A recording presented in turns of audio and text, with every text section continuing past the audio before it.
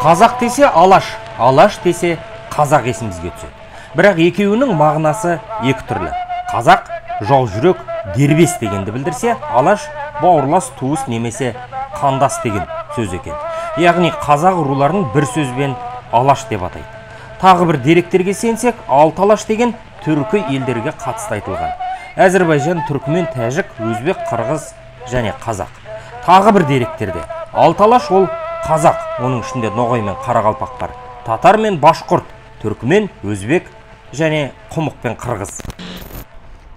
Бір қызығы, бәрімізге ортақ алаш немесе алты алаш сөзін түркі тілдес елдер ішінде біз ғана пайдаланамыз. Сондықтан болар алаш қазақ сөзінің синонимі.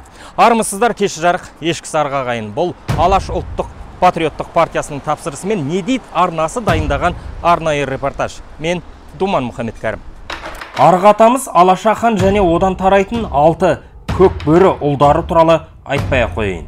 Ол тақырыпты мен тарихшы ғалымдарға қалдырамын. Мен бүгін қысқаша алаш партиясы туралы әңгімелемекпін. Алаш сөзі қазақ үшін әрқашанда ыстық, әрқашанда қасиетті. Бұл сөзді алаш зиялылары 20 ғасырдың басында жиі пайдалана бастады. 1917 жыл сәуір айы Торғай облысы қазақтың жалпы ұлттық тұңғыш съезі өтті. Мұстафа Шоқай ол кеңес туралы былай жазды. Сөйтіп, құрылтай ұлы түркі халықтардың бас қосқан үшеуінің мызғымас бірлігін көрсететін сахнаға айналды. Бірінші жалпы қазақ съезін ұйымдастыру бюросы Қазақ газетінің 24 маусым күнгі санында съездің тәртібіне қойылатын мәселелерге байланысты ел талқысына өз тұжырымдарын ұсынды. Тезистер түрінде баяндалған бұл мәселелердің бәрі дерлік кейін бірінші жалпы қазақ съезінің күн тәртібіне енді. Жалпы қазақ съезіне түркі тілдес өзбек пен татар елдерінен өкілдері қатысты. 1917 жыл шілденің 21-26 аралығында Омбыда өткен съезде Алаш партиясы 14 мәселені талқылады. Ол мемлекеттік құрылыс, қазақ автономиясы, жер мәселесі, халық милициясы, яғни қарулы жасақ, земство, жергілікті өзін-өзі басқару органы, оқу мәселесі, сот мәселесі, дін мәселесі, әйел мәселесі сияқты өзге де тақырыптар. Әлихан Бөкейхан, Ахмет Байтұрсын, Мұстафа Шоқай, Міржақып Дулат, Мұхамеджан Тынышбай, Сәкен Сейфуллин, Тұрар Рысқұл сияқты зиялылар бір съезбен шектелмеді. 1917 жылдың 21 қарашасында Қазақ газетінде Алаш партиясының бағдарламасы жарияланды. Онда оқу ордаларының есігі кімге де болса ашық және ақысыз. Бастауыш мектептер ана тілінде оқылады. Қазақ өз тілінде орта мектеп, университет ашуға құқылы. Үкімет оқу ісіне кіріспейді және оқу жолы өз алдына автономия түрінде болады. Мұғалімдер, профессорлар өзара сайлаумен қойылады. Кітапханалар ашылады, газет шығарып, кітап бастыруға еркіндік беріледі деп жазылған. Тіл мен жерге қатысты да айтылған ой көп. Қазіргідей қазақ тілі мен ресми тең қолданылады деген немесе біреудің тіліне басымдылық беріледі деген біреу сөз жоқ. Сол 1917 жылдың желтоқсан айында қазақ елі өз автономиясын жариялады. Астанасы қазіргі Семей кезіндегі Алаш қаласына орналасты. Бұл орыстың ақ патшасы атылып, қызыл патшасы жан-жағын қанмен бояған. Ленин әуелі Алашорда автономиясын танып, артынан сөзінен айнып қалған кез. 1920 жылы қазақ автономиясы күйреді.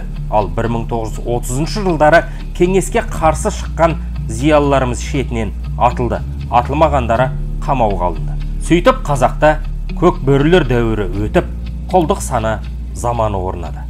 Біздің аталарымыз кезінде қызыл жүйеге қарсы болып, қазақтың рухын көтеріп, қазақ үшін қазақтың қамын ойлаған аталарымыз, Ахмет аталарымыз, Әлихан аталарымыз сол үшін кезінде атылып кеткен. Өзі бұрынғы Алаш, қазіргі Алашты бөлуге негізі дұрыс емес. Алаш деген ол қазақтың ұраны. Алаш деген қазақтың екінші аты негізі. Кезінде аталарымыз не үшін атылып кетті? Мен бұрынғы Алашпын деді ме? Алдыңғы Алаш деді ме? Ол тіпті бұрынғы келетқан Алаш атамыздан келетқан алты Алаштың баласымыз біз. Ол біз Алаштың ұранын көтеріп жүрміз. Алаштың туын жықпай осы елге қазір 30 жыл болды тәуелсіздігімізді алғанымызға. Соның өзінде де өзіңіз білесіз 90-шы жылдары Алашты да қыса бастады тәуелсіздігіміз алған кезде. Одан да өттік. Бірақ біздің сағымыз сына қойған жоқ. Қызыл империя өзін өзі жұтып егемендігімізді алдық. Шынайы дербес мемлекет болдық па жоқ па, оны кейінгі ұрпақ бағалар. Тәуелсіздігімізге биыл 30 жыл. Қызыл жүйе құлағанымен кеңестік мемлекеттік құрылым қалып қойды. Милиция, полиция атанғанымен сол бұрынғыдай халықты ашса алақанында, жұмса жұдырығында ұстап отыр. Прокуратура мен сот жүйесіне де сенім аз. Сот дейміз-ау, үкіметке де, заң шығарушы органға да нанбаймыз. Өзгеріс керек деп іштен тынамыз. Нұр Отанның, не болса Ақ жолдың, не болса коммунистердің көзқарасымен бөліспейміз біз. Бізге ол ұнамайды. Сондықтан Алаштың туын көтеріп жүрміз. Сондықтан біз өзіміз саяси ұйым құрып жүрміз. Қалай болса да, ақсақ болсақ та Алаштың туын құлатпаймыз деп жүрміз біз.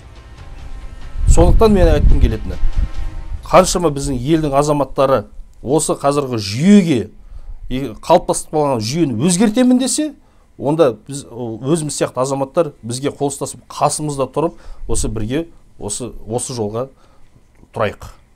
Ақсақ болсақ та Алаштың туын жықпаймыз. Алаш қайраткерлерінің ізін қуған жастар 2018 жылы бас қосты. Бастапқыда өздерін қоғамдық ұйым ретінде ұсынды. Кейіннен саясатқа араласа бастады. Бұл жерде сен саясатпен айналыспасаң, саясат сенімен айналысады деген қағидат жұмыс істеген болуы керек. Мен осы Әлихан Бөкейхановтардың ізін жалғастырушы Алаш деп ойлаймын. Нағыз қазақ елін, жерін ойлаған азамат. Енді жайдан жай келіп кету, билікке бір басқа бір көзқарас емес қой. Нақты ұлтын, елін сүйген азаматтар жиналып отыр бұл жерде. 50 жылда ел жаңа деген бар. Бірақ ол қанатты сөз өз өзектілігін осы уақытта жоғалтқан сияқты. Өйткені Алаш зиялыларының осыдан 100 жыл бұрын жазған бағдарламасы әлі күнге өзекті. Әлде біздің қайраткерлер көреген болды ма? Жерімізді әуелі көршілер, сосын өзіміздің ығай мен сығай талан таражыға салатын, тіліміздің өз елінде жетім болатын Әлихан Бөкейхандар сол кезде сезген болар. Саясаткерлердің қытайшыл және ресейшіл болып бөлінетін, елді кландар билейтін кім білген?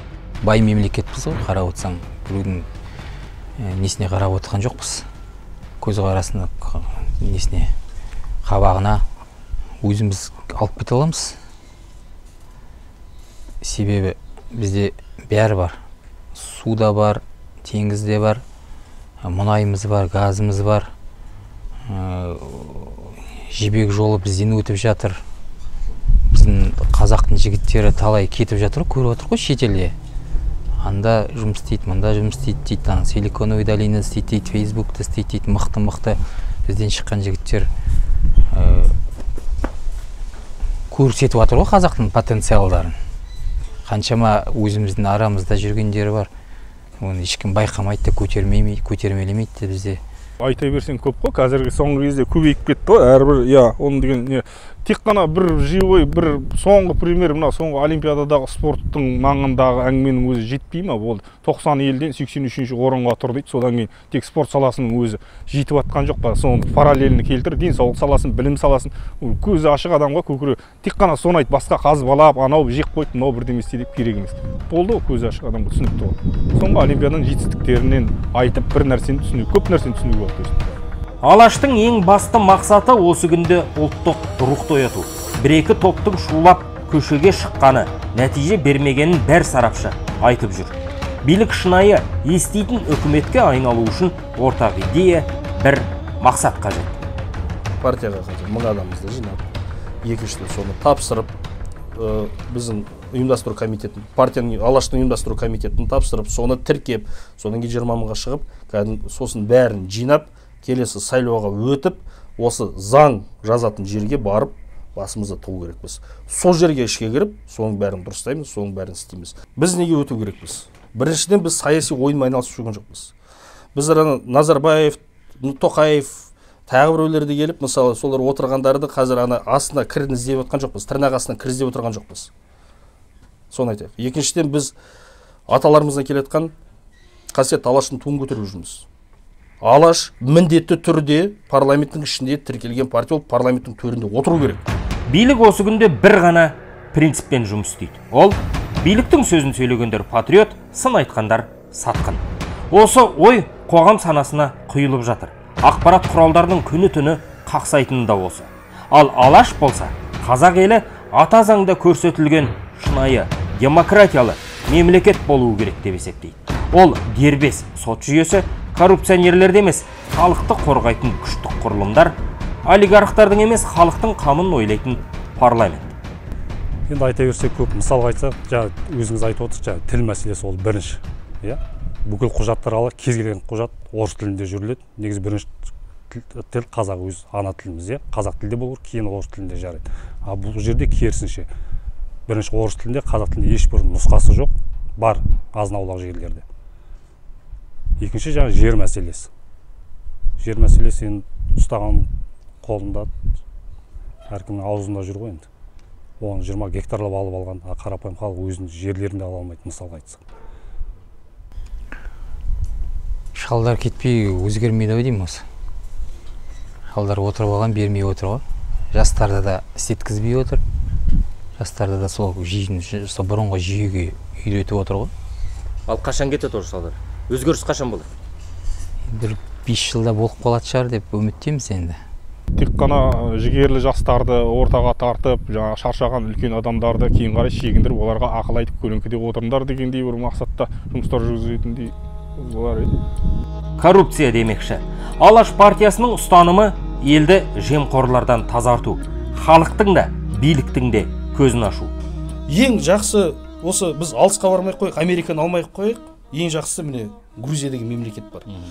Мына Грузияның кезінде 90-шы жылдары өзіңіз білесіз, мафия деген, о жерде воровской закон дегенің ұрылары отырғанда ең самый страшный зат болған, өзіңіз білесіз оны. Қылмыс әлемінің серкесіндегі екінің бірі грузин. Солай болды. Енді Саакашвили келіп, бәрін тазартты мысалы. Бізге бірдеңені аспаннан алып ойлап табуға қажеті жоқ. Бір топ адамдарды сол жаққа жібереміз, солардың бүкіл несін бәрін алып, өзінің тәжірибесін алып, Қазақстанға енгізу керек болды. Ол енгізілмейді деген, кезінде Грузияның өзінде де айтылған, ол біздің менталитетке де келмейді деген, оның бәрі бос сөз негізі. Бәрін келтіріп, бәрін әдемі қылдырып істеуге болады. А қазір қалай? Грузияда деген пара бере алмайсың. Қандай ең жақсы әдемі бір дүние жүзінде қазір коррупция жағымен Грузия ең аз коррупция елдердің қатарында мысалы қазір. ТМД-да алғашқы орында. ТМД-да алғашқы орында, дұрыс. Бұл бағытта Алаштың ауыз толтырып айта алатын еңбегі бар. Ол елдегі саяжай мәселесі.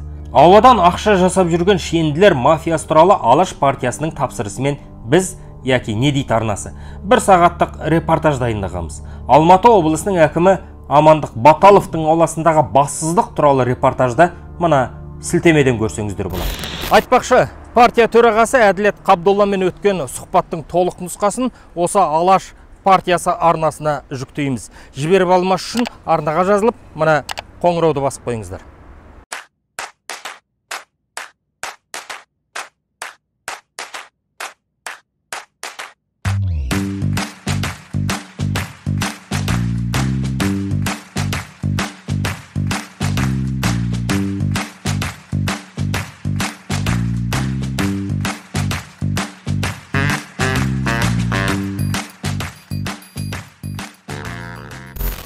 Бізге саяси бәсекелестік керек. Егер де билік бір адамның қолында болатын болса, ол бірінші тарапында ең бастапқысында жаман емес, былай нормальный келеді, содан кейін ең соңында ол бір тупикқа келіп тіреледі. Ол бүкіл дүние жүзі бәрі содан өткен, бәрі өткен. Сол бұрышқа тіреліп тығылып орнымыздан тапжылмай тұрғанымызға 30 жыл болды, солай ма? Негізі мен былай айтайын, 30 жыл бұрын осы жүйе басталды ғой. Бірақ осы егемендікті алғаннан бастап осы жүйе басталды. Бірақ ең негізі Қазақстанның дамымай именно сол жаңағы бұрышқа тіреліп қалғаны негізі осы 21 ғасыр деп айтамын мен. 21 ғасыр негізі. Неге? Оның алдында біраз саяси бәсекелестік болды өйткені. Егемендік алған кезде нағыз демократиялық жолға түскен едік біз сол кезде. Ұлтжанды жанашырлар, сол елін ойлайтын азаматтар өтіп өтті ол кезде. Ол кезде әділ қалай болса да қазір қарағанда әділді болды. Қалай келсең де әділді болды. Қазір қалай? Мен осы 16 жылы өзімді ең соңғы осы өзін ұсынатын партиясыз, өзін ұсынатын маслихатқа. Ал қазір сол самовыдвиженецтің өзі де жоқ қазір. Қазір партияның ішінде болу керексің. Ал енді былай келетін болсақ, бізде бәрі партийный спискпен кетеді. Бізде қалған жалғыз Нұр Отаның бар, болды. Сосын қалғанның бәрі соның нелері бар, филиалдары бар, болды. Нағыз тәуелсіз, бізде толып отыр ғой елімізде тәуелсіз партия ұйымдастырып жатқан жігіттер, қаншама азаматтар бар. Мысалы, оларды даладан айғалатқызбай неге ішке кіріп мәжілісте заң жазатын орынға неге барып сол жерде отырмайды мысалы. Сол жерде бәрін, халықтың мүддесін, өзінің ойларын бәрін сол жерде неге шығармайды. Саяси бәсекелестік болған кезде. Тек мына сенат деген, мен оны дом престарелых деп айтамын мен. Сол қарттар үйі ғой негізі. Ол бұрынғы біздің ана политсовет болды, кеңес үкіметінде политсовет орта жасы 70-тен асқан адамдар болды. Бізде де қазіргі осы сенат дегеніміз сол. Оның бірі де бір пайдасын көріп тұрған жоқпын мен мысалы. Билік бір адамның қолында болмау керек. Билік бөлініп тұру керек. Бір адамның қолында билік болса, ар жағына автократияға дейін кетіп қалады. Алаш Орданың ізбасарымын деген Алаш партиясының тіркелу үстінде екенін айттым. Өзін әділеттімін деп атайтын әділет министрлігінің талаптарына сәйкес 1000 адамның қолын жинап қойды. Тіркеліп жатсақ, халықтың мұң-мұқтажын көтеретін шынайы патриоттық әрі ұлттық партия боламыз дейді алаштықтар. Ескерте кеткенім жөн, мен Думан Мұхаммедкәрім, яғни не дейді арнасы Алаш партиясының мүшесі емеспін. Ел тірегі партиясынан кеткелі бірде-бір саяси ұйымға кірмеймін деп шештім. Бұл менің журналист ретінде тәуелсіз көзқарасты ұстануыма септігін тигізеді. Бірақ Алаш партиясы биліктен қорықпай сын айтып жүрген жалғыз саяси ұйым. Оны мойындауым керек. Алаштың туы жығылған жоқ, сағымыз сынған жоқ дегенге сенгім келеді. Сіз не ойлайсыз? Осы видеоның астына пікір қалдырыңыз, арнаның сілтемесін тарата жүріңіз. Кеш жарық, ешкі сарыға.